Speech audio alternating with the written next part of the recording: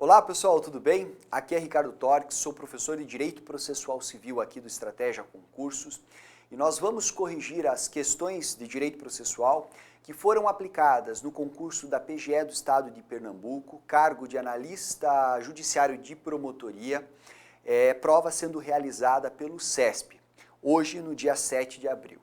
Nós tivemos aqui questões que versaram sobre temas práticos, passando ali por vários temas dentro do procedimento comum e questões que trataram, por exemplo, sobre revelia, questões que trataram sobre procedência liminar do pedido, indeferimento da petição inicial, sobre questões relacionadas aqui à adaptação do procedimento, quando for o caso, enfim, questões bastante práticas.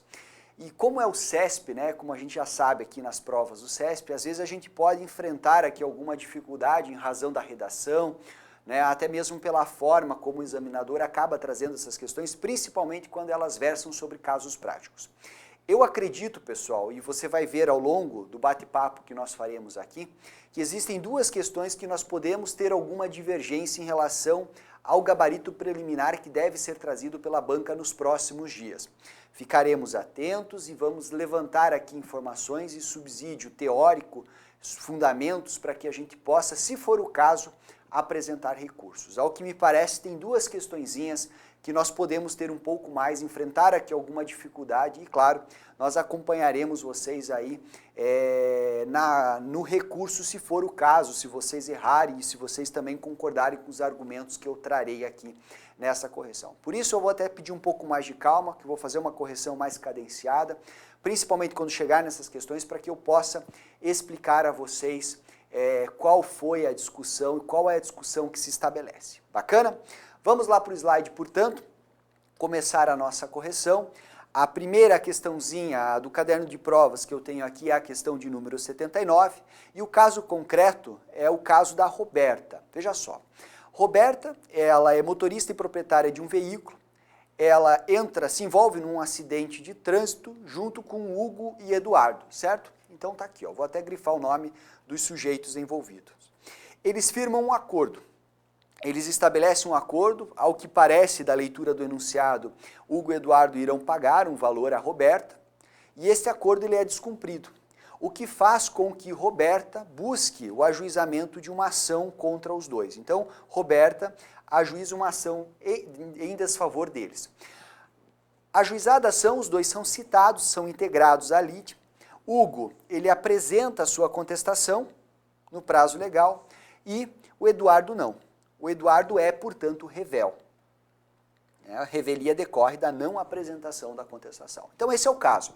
Vejam, pessoal, é uma questão bastante singela, porque na verdade o que se busca aqui é o cumprimento de um acordo. Simplesmente o cumprimento de um contratinho de acordo que foi feito extrajudicialmente pelas partes e que foi descumprido. A partir daí, a banca ela faz alguns questionamentos. Dá uma olhada no que ela colocou na 79, que eu coloquei aqui como verdadeiro para vocês. Apesar de não ter apresentado contestação, Eduardo poderá produzir provas, Eduardo foi quem não contestou, em contraposição às alegações de Roberta, desde que se faça representar nos autos em tempo hábil para a prática dos atos processuais referente a essa produção.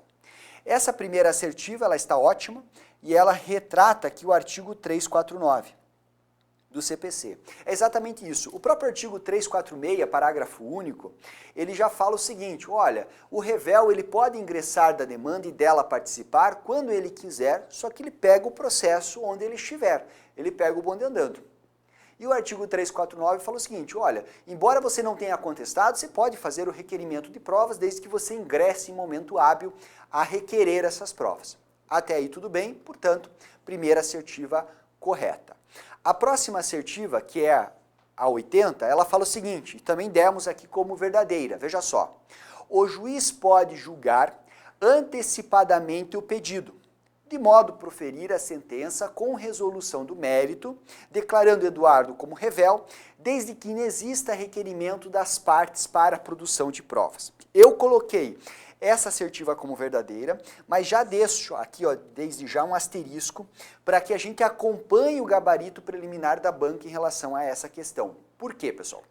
O que acontece aqui? O artigo 355 do CPC, ele traz duas hipóteses, certo? Ele traz duas hipóteses em que se admite esse julgamento antecipado de mérito. O julgamento antecipado de mérito, até por uma questão de lógica, ele é possível quando? Quando não for necessária a instrução. Então o juiz pegou a petição inicial, pegou a contestação ou a não contestação, na hipótese de revelia, e ele olhou para os autos, também concluiu que não é necessária a produção de provas, a parte autora não pediu outras provas, a parte ré também não pediu, não há ali nenhuma dúvida em relação aos fatos, o juiz já pode o quê? Julgar. Ele vai marcar a audiência? Não vai. Ou seja, a premissa para que nós tenhamos o julgamento antecipado de mérito é simplesmente a desnecessidade de realização de uma audiência de instrução. Só que o artigo 355, ele faz duas distinções, ele traz dois incisos.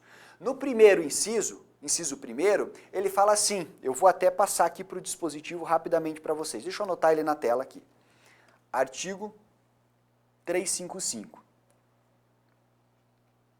O artigo 355 ele tem dois incisos. O inciso primeiro, ele fala que na hipótese de o réu ser revel, o juiz poderá aplicar os efeitos da revelia e, não havendo requerimento de provas pela parte autora e o juiz não entendendo que é o caso de determinar provas, lá com fundamento no artigo 370, ele pode julgar antecipadamente o mérito, certo? Essa é uma das hipóteses que está lá no 355. A outra é simplesmente quando não houver requerimento de prova pelas partes, tenham ou não tenham contestado, certo? Porque as provas já foram trazidas na petição inicial, se o réu contestou, ele já trouxe ali na sua contestação, e o juiz entende que não é o caso de produzir outras provas. Então, esse é o inciso segundo. O que acontece e qual que é o problema que eu estou vislumbrando nessa assertiva? Veja só, ela fala o seguinte, ela fala que o Eduardo, ele é revel. E aí, no meu modo de ver aqui, o CESP tentou induzi-lo para a hipótese de revelia. E para dizer o seguinte, olha, será que nós temos aqui a consideração de presunção de veracidade dos fatos alegados? E nessa questão nós não temos isso. Por quê? E agora vem a informação relevante. Quando nós temos pluralidade de réus, ou seja, nós temos um litisconsórcio passivo, e é o caso dessa questão, Hugo e Eduardo estão sendo demandados, se um deles não contestar, e o outro contestar, esse outro que contestou, ele impede que sejam presumidos verdadeiros os fatos alegados pela parte contrária. Ou seja, o juiz não pode presumir que o que foi dito por Roberta é verdadeiro. Por quê? Porque nós tivemos a contestação sendo apresentada por Hugo. Eduardo é revel, mas essa revelia de Eduardo, ela pouco importará no contexto aqui da questão. Não obstante isso, e agora dá uma olhada aqui, se não houver requerimento de produção de provas pelas partes contrárias e o juiz entender que não é o caso de produzir outras provas, ele pode julgar antecipadamente o mérito. Ou seja, acredito que o CESP possa assinalar como incorreta, porque ele te provocou aqui você a acreditar que seria um caso de presunção de veracidade e que você iria marcar essa questão com fundamento lá no inciso 1º do artigo 355. Mas não é o caso. Você vai marcar essa questão como correta, mas não com fundamento no artigo 355, inciso 1º, mas inciso 2º. Inclusive, se você for dar uma olhada na doutrina, a própria doutrina fala o seguinte, olha, na verdade, pouco importa. Esse inciso 1º e esse inciso 2º, na verdade, deveriam ser tratados de uma forma só, a desnecessidade de produção de provas, tá bom? Então, assim, no preliminar aqui, eu entendo que nós devemos seguir marcar essa assertiva como correta. Não sei o que você marcou, depois eu deixo minha rede social, se você quiser me mandar suas ponderações, fique à vontade e nós aguardaremos aqui o posicionamento da banca para verificar se é o caso de a gente propor algum recurso, tá certo? Vamos lá? Temos a próxima questãozinha aqui, que é a questão de número 81. Olha só, se na petição inicial apresentada por Roberta faltarem provas indispensáveis à demonstração da verdade dos fatos por ela alegados, o juiz deverá indeferir imediatamente a inicial. Essa é tranquila, né? Ela está errada, tá vendo que está em vermelho aqui, e ela está errada, na verdade, por duas razões. Primeiro, que de acordo com o artigo 319, é requisito da petição inicial a indicação das provas que se pretende produzir, não as provas que são indispensáveis à demonstração dos fatos. Ou seja, não significa dizer que Roberta tem que trazer já na petição inicial as provas. Ela indicará as provas e no momento oportuno, a instrução, elas serão produzidas. Só por isso nós já poderíamos refutar essa assertiva. Mas ela tem outro problema. O outro problema dessa assertiva está aqui, ó. Em deferir de forma imediata. Está errado. Nós vedamos, um dos princípios do CPC é a vedação à decisão surpresa. Portanto, se o juiz entender que não está presente um dos requisitos da petição inicial, ele dá a oportunidade à parte autora, no caso, para que ela complemente ou emende a petição inicial antes de sentenciar aqui indeferindo a petição. Bacana? Portanto, errada essa assertiva. Fundamento no 319, fundamento também no artigo 330. Questão de número 82. E essa aqui, eu falei para vocês que nós tínhamos duas questõezinhas problemáticas. Essa é a segunda e, felizmente, a última questão problemática dessa prova. Dá uma olhada.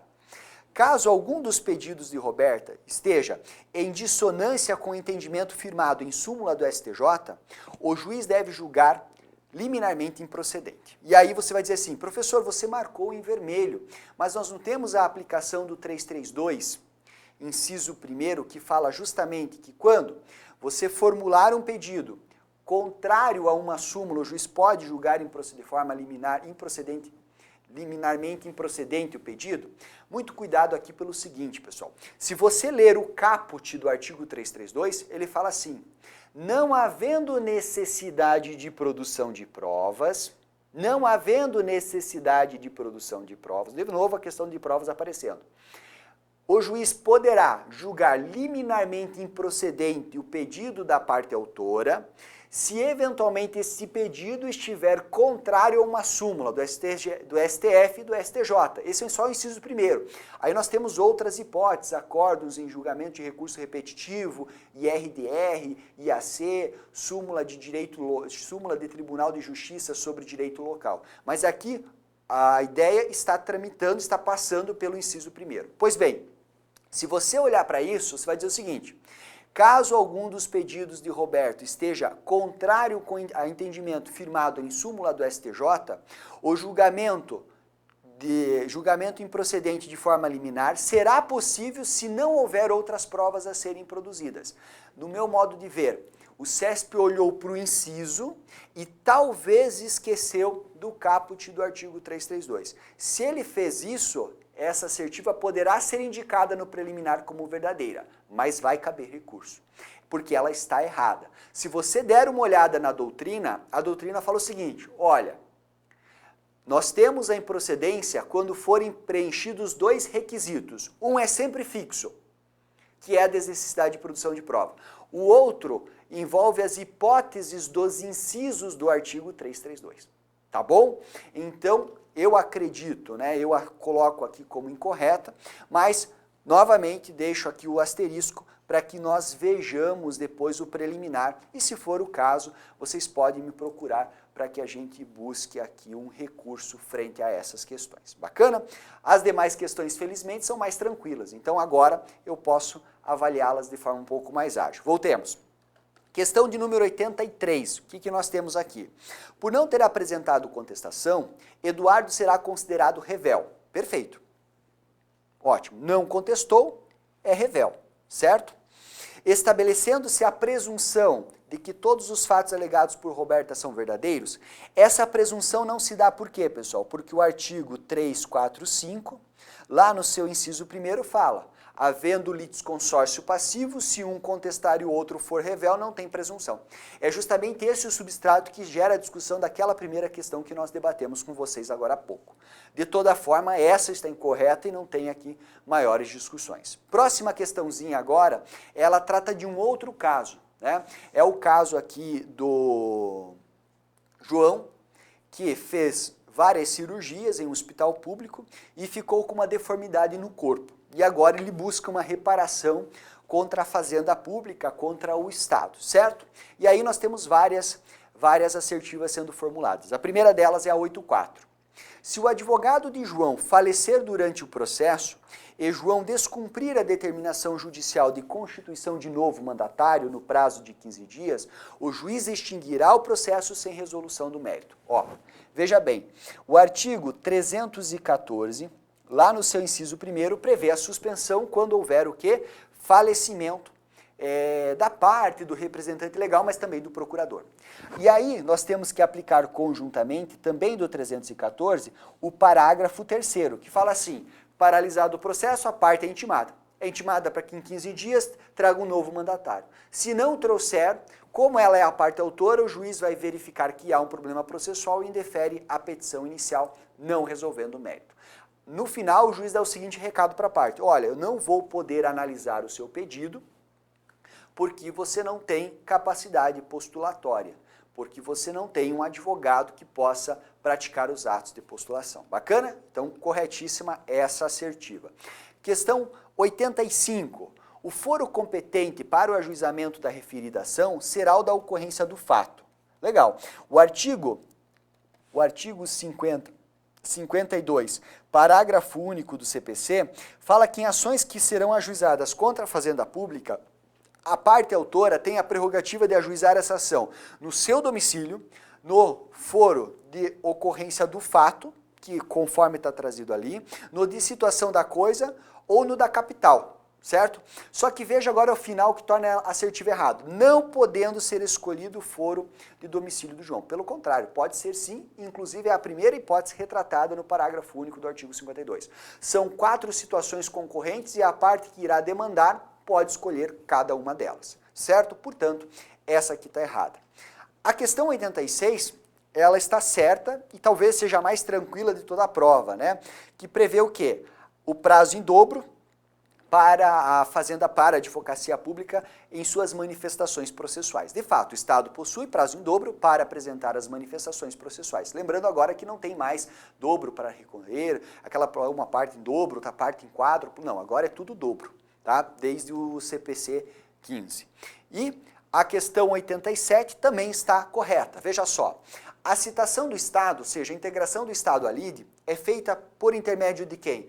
Por intermédio da sua procuradoria, ou seja, pelo órgão de advocacia pública responsável por sua representação judicial. E aqui o fundamento literal é no 242, parágrafo 3º do Código de Processo Civil, certo? A última questão agora, pessoal, veja que essas questões são um pouco mais tranquilas de a gente resolver, né? A última questão agora é essa aqui, ó. O juiz não pode alterar a ordem de produção dos meios de prova, ainda que isso se mostre adequado às necessidades do conflito. Está errado.